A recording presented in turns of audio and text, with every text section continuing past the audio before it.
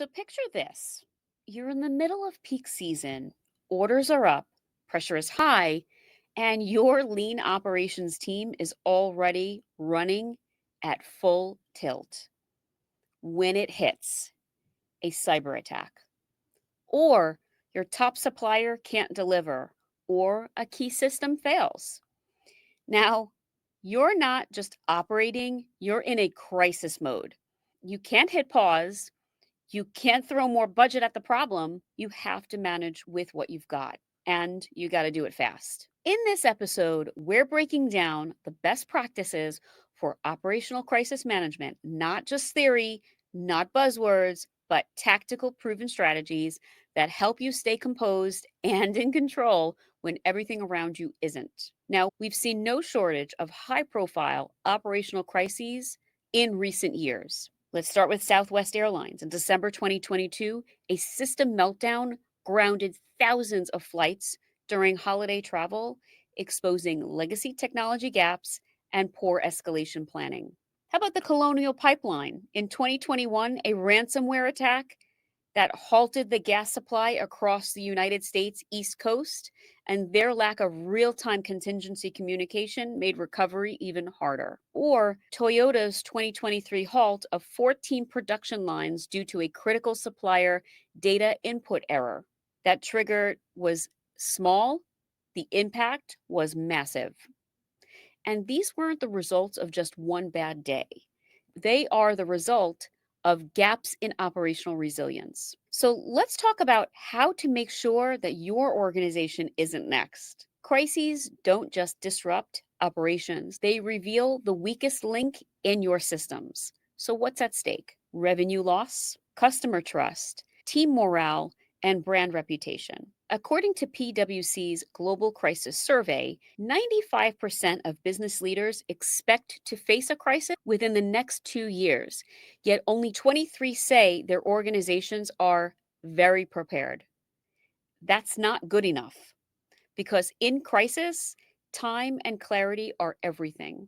You either act with precision or you react in chaos. So there is a bit of an emotional undercurrent. When crisis hits, it's not just a system under pressure, it's people. Executives are flooded with noise, mid level managers are scrambling for answers, and frontline teams often feel abandoned.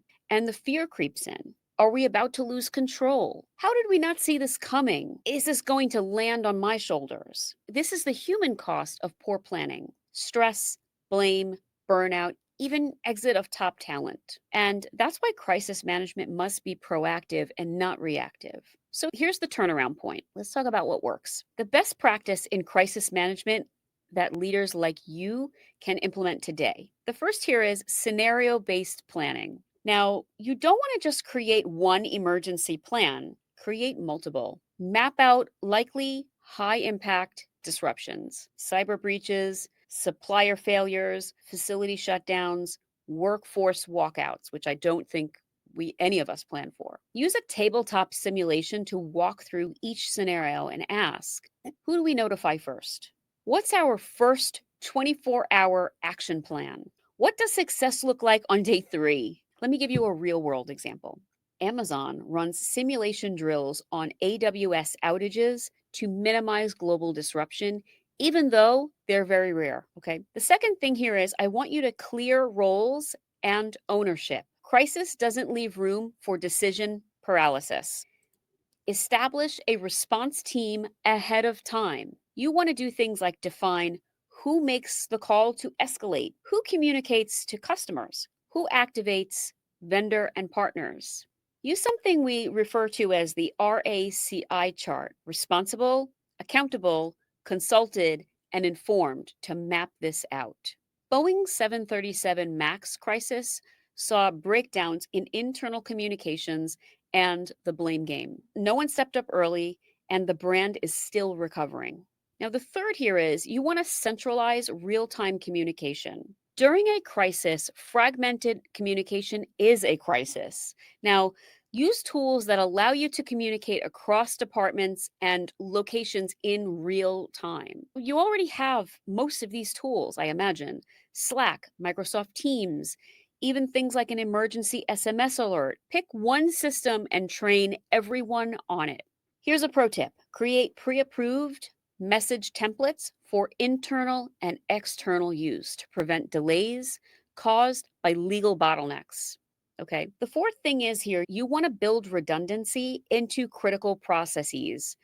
Now, we talk about process a lot on this channel, and here is yet another example of why it is so critical to have your processes documented and to know them. Where are your single points of failure? One supplier for a key raw material, one manager who controls the entire function, one legacy tool nobody else knows how to operate.